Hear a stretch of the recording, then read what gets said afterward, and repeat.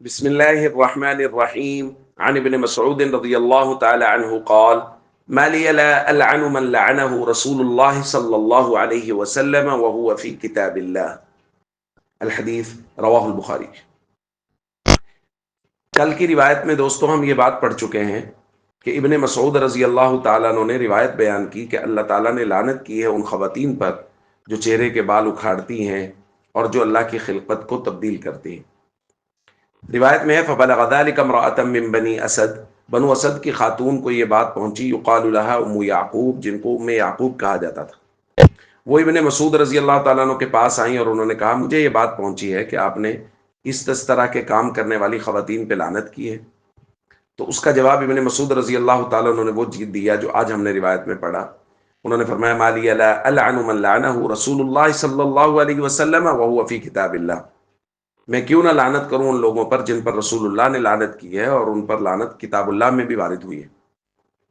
اس خاتون نے کہا لقد قرأت ما بین اللوحین فما وجدت فیہ ما تقول، میں نے تو پورا قرآن پڑھا ہے، مجھے تو وہ بات قرآن میں کہیں نہیں ملی جو آپ کہہ رہے ہیں، یعنی چہرے سے بال اکھاڑنے والی خواتین پہ لعنت ہے، یہ بات قرآن میں تو کہیں نہیں ہے۔ ابن مسعود رضی اللہ تعالیٰ عنہ نے فرمایا لئن کنت قرأتیہ لقد وجدتیہ، اگر واقعتاً تم نے قرآن کو پورا سمجھ کے پڑھا ہوتا تو تمہیں یہ بات قرآن میں مل جاتی۔ پھر فرمایا اما قرأتی، کیا تم نے یہ نہیں پڑھا وما آتاکم الرسول فخذوہ وما نہاکم عنہ فانتہوا، جو اللہ کا رسول تمہیں دے اسے لے لو اور جس سے منع کرے اس سے رک جاؤ۔ اس خاتون نے کہا بلا، کیوں نہیں، یہ تو میں نے پڑھا ہے۔ تو حضرت ابن مسعود نے فرمایا فإنہ قد نہا عنہ، تو چہرے سے بال اکھاڑنے سے بھی رسول اللہ صلی اللہ علیہ وسلم نے ہی منع کیا ہے اور لعنت کے ساتھ منع کیا ہے، تو معلوم ہوا یہ قرآن کریم کی تفسیر کے مطابق لعنت ہی کے مستحق ہے۔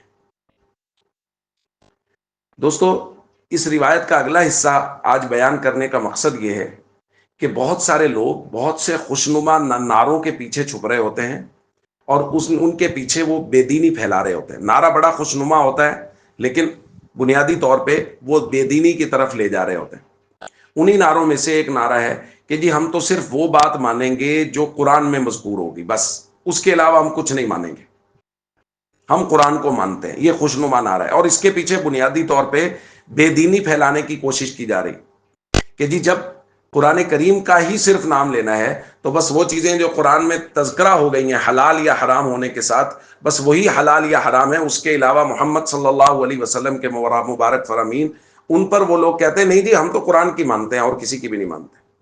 یاد رکھیے محمد صلی اللہ علیہ وسلم کی مبارک فرامین، آپ کے مبارک ارشادات، وہ قرآن کریم کی تشریح و تفسیر ہیں۔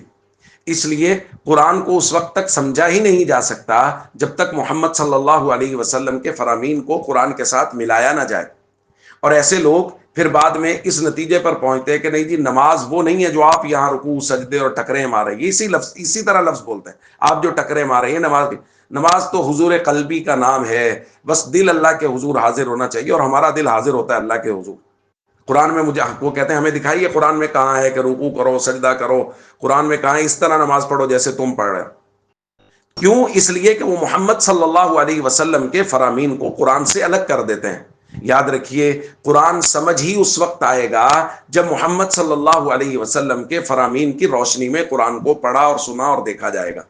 تو اس لیے خوشنما نعروں کے پیچھے نہ چلیں۔